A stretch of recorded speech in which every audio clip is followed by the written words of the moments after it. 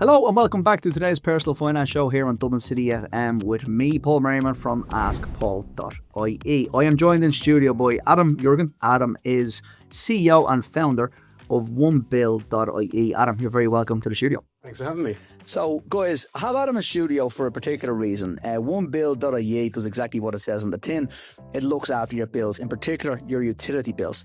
Now, even when I started to Ask Paul 8 or 9 years ago, I've always said starting with your utility bills and making your money work harder for you is exceptionally important. It's those basic things that people probably don't do enough. Adam, you have some research. 86% of people hate dealing with their bills. And it goes further to say that over 50%, 56% don't understand their bills when they come in. And I'm going to confess, I'm one of them. I remember switching my provider last year, and I remember still, I usually do this every year, maybe every 2 years, depending on contracts. I remember the last time getting mixed up between the G per N, the M per N. I was on the phone and someone was asking me ridiculous questions that I just didn't know what to look for on the bill or even where they were on the bill. So they're not that user-friendly, really, the bills. No, there's a lot of information on the bill, and the way that comparisons are done in the industry are based on national averages. Okay. And national averages are not the best way to do it, because an apartment is not going to use the same amount of electricity or gas as a big house. Yes. And especially with the advent of all the lots of people using solar panels and batteries and electric cars. So everyone's different. Like we always say in personal finance. Yeah. So you need to make sure you're looking after, again, excuse the pun here, but looking after your own house, making sure you're checking your bills against what you use and what your setup is. 100%. Okay, so I think OneBill is brilliant. I've used them myself and I can see how much money it saves. It's ridiculously easy to use, which I really like about it.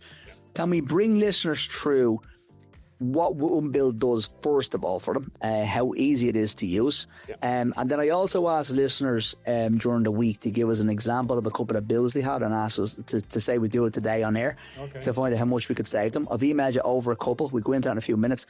But yeah, let's just explain to listeners OneBill. What does it do? Okay, so OneBill is an AI-powered utility management platform. And what we do is we look at the markets, we look at your usage, and we look at the potential for all of those to be combined with one another, and we compare them live. So every single day we check every single tariff from the marketplace, and most importantly, we compare that to your personal usage. Well, so I love this because already we're talking AI and we're talking making life easier for yourself. But the consumer just has to do one simple thing, which is what? Log on, go on to OneBill.ie and just upload a bill. Yeah, upload a bill. So on our homepage, you'll see a box there. You can upload a bill or take a photograph of the paper bill if you've got one. And let the AI do its thing. It'll read every line on your bill. It'll go off. It'll check against our database to see how much we can save you. And it'll give you an estimate of what that is. One thing I will say is that when I used it, it did take about 60 seconds to load. Now, I'm very impatient, but I did understand that it's literally checking all the rates and all the marketplace in the background. So it does take AI still a few, it's 60 seconds. I'm just an impatient guy. But it is 60 seconds because it's checking everything on the marketplace for the consumer. Yeah, exactly that. Okay, and then what's different about you and other utility providers, because we have loads of them in the marketplace and loads of being spending money on advertising, trying to get the customers over to their sites. But you don't take the commission from the utility providers, you're just charging a flat fee for this. Yeah, so we're supplier agnostic, so we work for our customers and our customers alone. Okay. So our customers pay us to look after whatever is in their best interest. Great. So if that means looking at a tariff with company X instead of Y, then that's what. So you're not going to be swayed because company X is paying you more for that customer. You're literally looking at the customer's best interest and making sure they're getting the best tariff. I obviously love that piece about it as well. So we're going into let's go look at these bills. So guys, we did ask Adam. We sent you over a couple of bills. If you want to do the work here, okay. I know you guys can't see this in studio because you're listening. I will put up on our social channels and askpaul.ie and also share it to Dublin City FM to show you the working examples. But we've got two bills in. So a client of ours, a follower of ours on Instagram sent in two bills. So the first bill was for €201.02, and that was for gas. And the next bill was for electricity, was $231.62. So they're typical kind of probably what you'd call those average bills knocking around there. So all you need to do is to drag these into I suppose if you have a laptop, drag them in, or you can download them if you're looking at OneBill on your phone. And once you drag them in, it's going to tell you how much you can potentially save. And then what does the customer do? Just give you some information, and it's that simple. Yeah, pretty much. So as long as we have a good bill to read off of, and we have the right information from the bill, i.e., if you're taking a photograph, just make sure you take the front and the rear. Okay. And if you're taking if you're doing a PDF, then make sure that the PDF itself is actually uploaded to the bill to the website too. Once you've done that, it'll do its calculation. Now, some bills will have anomalies on them, and the AI isn't perfect, but it's getting better and better every day. And like I say, it takes about 60 seconds. Then the customer will see a result. Once you see that result, if you're happy with it, you click sign up. Very good. Few details. And then you have a couple of different offerings for clients as well. So we'll look at the savings now in a couple of seconds for everybody. But in the meantime, you have a couple of product offerings. So I can pay you, say, whatever it is, a tenner a month or 100 quid a year. Is that what the pricing range is there? That's exactly it. Yeah. Okay, so actually it's popped up here. Okay, so let's have a look. Oh, well, okay. So the guys, just remember the two bills were €201 for gas, 231 for electricity, and the savings come up to be €1,101. Sorry, €1,101 49 cents. So over €1,000. That's amazing that quick. Yeah, there's a lot that goes into this calculation. It considers things like seasonality. So even if those bills were dropped in from like a summer season or a winter season, it drops it in and it tries to algorithmically determine how much you're going to be using across the year. The more data we have, the better this prediction gets. So the next stage, I give you my name, my details. You can switch me, which is fine. You can keep an eye on it, but also you're going to be able to ask me more questions like, have I got solar panels? Have I got a car battery? So you're kind of learning more about me as a consumer and making sure so that's probably a minimum. Then you could actually save more than that with more information, I'm guessing. Yeah, well, this is a typical saving for a gas, electricity, and a broadband customer. And you know, we've seen, I was chatting to you before the show, we've seen a customer with a €3,700 saving. Yeah, that's amazing. So it's phenomenal, and it's just from lack of switching often. It's also the wrong tariff to suit the use case. So it's really important to get that right. And this is important because, again, like most products in the marketplace, the consumers are exceptionally confused because I know they do a lot more, I suppose, plain English these days, companies in relation to tariffs and when to use certain appliances and what tariffs you should be on. Yeah. But there's also a long finger approach here where the consumer says, I must check that or do it. So your service is, you just keep doing this in the background through AI. So I don't have to contact another provider next year or do anything. You're going to come back to me and say, Paul, your bill's up, you're a year here, or even during the process, you can tell me as well. Yeah, so we do that every single day. Every day? Every day. And if we find a saving for you, we'll notify you about it. So... okay, so we're starting today. I'm saying it saved me €1,000, which is great. It's the service, what, €100 if you pay up front, or a tenner a month, which is $120 a year. But I'm already up at €1,100 here, so that makes sense. Yeah. And then if I keep paying you, you're going to keep telling me when I can get better rates. Exactly. So I'm nearly guaranteed to always have best in class for me and my situation. Yeah. We actually have a savings guarantee as well, that if we can't save you as much as your OneBill subscription fee, that will keep working for you for free until we can find it. So. Okay, so it's not going to cost anything really. The fee is there to make sure that the conflict of interest isn't there for you, forcing providers on the customer rather than the best for the customer. Yeah, exactly. Well, okay, brilliant. In relation to the ongoing service then, if I do, because I think probably customers will ask this, I think I chose a 2-year lock-in. I think I was locked in for 2 years in the contract before. Okay. So what happens if I get a cheaper bill? Say you come to me next week saying, Paul, I just say it's company X I'm on today. Oh, Paul, company Y has a special offer on, you can move to them and you're going to save whatever, another 500 quid. Yeah. Do you have breakage fees though, or what's the penalties, or how do you get out of these contracts? Yeah, okay. So all contracts pretty much have a breakage fee, and they range from 100 for a dual fuel, 50 per fuel, up to 200 for a dual fuel. Broadband is quite a bit steeper, so you wouldn't proactively auto switch a broadband customer. Okay. But across gas, electricity, broadband, if you were saving enough money to include your OneBill fee and the cost of the breakage, then we would promote that switch. So, okay, so you're going to say to me, you're still saving money, even though you're switching, you're still saving money. Yeah. Joe, look, this is just, it's AI. Obviously, you're a founder CEO, which I know has its own challenges. We'll get into that in a second. But yeah, you're taking the pain out of this for the consumer, really, because not enough people switch. And no matter, every January is the same thing. We always promote switching. Every newspaper is full of switch. But yet people, have an inertia factor when it comes to it. Exactly, yeah. And the types of profile that do switch often will find better deals year on year, but there's always that in-between gap where you don't quite keep on top of it. Or there's a few months after the contract ends where you put it on long finger, like you say, and you end up losing actually quite a bit of money during that. So our job is to catch that before it happens and preemptively keep you on the best rate to suit your usage. A really good use case of this is if your usage changes halfway through the year, you buy an electric car, your usage profile will change. And you might need to do a mid-term switch to a tariff that's more suitable for your usage. Or you might buy solar panels. You might have a home battery. So we can help you leverage those tools and take you from, like, we've got customers who've gone from 2,000 euros worth of a bill to earning 300, 400, 500 euros a year from their gas and electricity by using the electricity, the battery, the solar panels in the right way by taking advantage of tariffs. So is that also education piece for the consumer to go along as well? Because obviously everyone wants to save money. You think by putting in the solar panels, it's a bit of a cost up front, but you're going to save money over time. Yeah. But this really educates you how to save that money and how to use it correctly. It does. And we do a bit of the education piece within that as well. So, and we'll also give some advice to consumers around how to set up those solar panels and inverters and batteries to get the most out of it. So yeah, Brilliant. Excellent. Okay, guys, there you have it. That's OneBill.ie, and I can't encourage you enough to head over to OneBill.ie. Make sure you have your two bills download, your electricity, your gas, and broadband. And broadband as well. Put them in, and you'll see how much you save. That example again was just over €1,100 per annum saved on a bill for €200 and €231 for gas and electricity. So OneBill.ie is where you need to be heading to today with your bills. Can we just have a quick conversation about AI? This is amazing.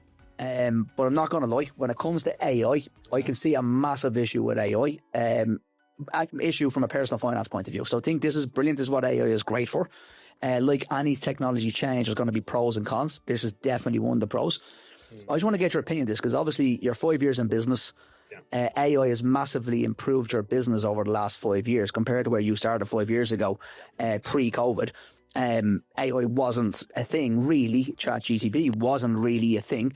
So it's obviously enhanced your kind of product offering. You've mentioned as well, we were chatting earlier on, that the cost of AI has come down dramatically for you. So what you were spending a couple of years ago versus what you're spending today is way less, because AI is becoming cheaper and better. Exactly, and it can also do so much more. So if you calculate a cost per task, then the amount of tasks you can get done for a similar, if not half or a fifth of the cost in some instances. Right. The multiplier is there. It's massive. It's massive. Okay. It's massive. So let's have a quick chat. I want to get your opinion on this. So I have an issue with AI, and I'm looking into the future here. We've got 4 kids. Our eldest 2 are 20, but we've got a 8-year-old Luca and an almost 2-year-old Archie. I think in particular for Luca and Archie, by the time they get to 30, say 35, and people are typically looking at settling down and buying property, they're not going to be buying a house. I genuinely have this fear. I think it's real. I think that what's going to happen is that AI is going to become that big that they're going to be Google and Amazon or a hedge fund or somebody is going to train the algorithm or train AI to go out into every marketplace, buy the property and rent the property the following day.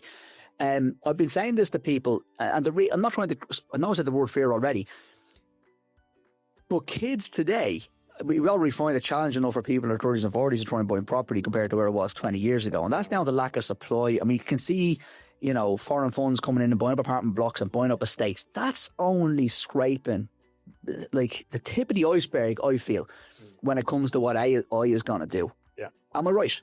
You are, yeah. Yeah. The stuff it's capable of is phenomenal. Scary. It's scary. And it's taking what is a traditional business landscape and an industrial landscape, and it's changing into a digital one. Yeah. And that conversion to digital is not something that everyone is ready for.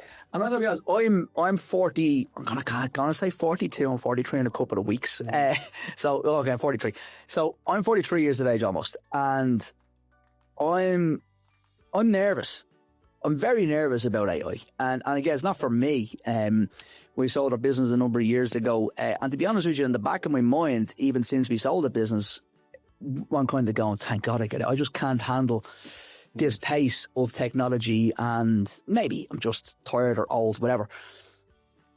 But it's going to be ridiculously fast paced, this change. I know people are talking about Gmail coming out or email coming out versus people sending letters by post. This is that on steroids. This is going to go so quickly. Yeah, this is like the industrial revolution. This is the digital revolution. So what's happening now, like just like industrial processes change the world, this is a real significant. It's bigger than the .com. So yeah, it's much bigger. Much bigger, and it's the new internet. So the way we think about AI is like it's electricity. Yeah. So if you think about AI like it's electricity, someone's got to go along and invent a microwave.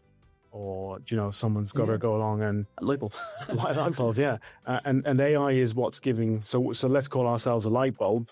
And yeah, I've stolen that analogy from someone much cleverer than me. But yeah, it really is a good analogy of where we're going and what AI can be used for. If you think of it as electricity, and we've still got to design laptops and stuff off the back of it. Yeah. Just imagine where we're going. Yeah, it's getting crazy. So I think for this, or just to realise with AI, I have a big issue in personal finance and AI. And I'm not trying to scare... Sorry, it is scary.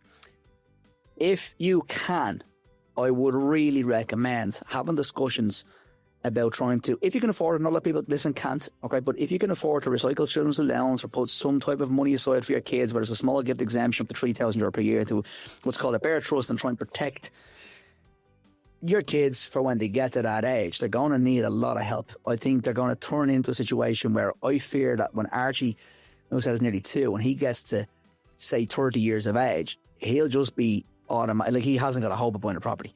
He literally will be renting a property off an AI company. It may be an Amazon or a Google, for argument's sake, or a hedge fund, like I said. And he's probably going to have all the services through that place as well. Like when he picks his house to rent, he's probably going to have AI showing what his bedroom and his kitchen and his dining room and his technology will look like, and he's going to have to rent that and upgrade every 5 years. So we're just getting into this.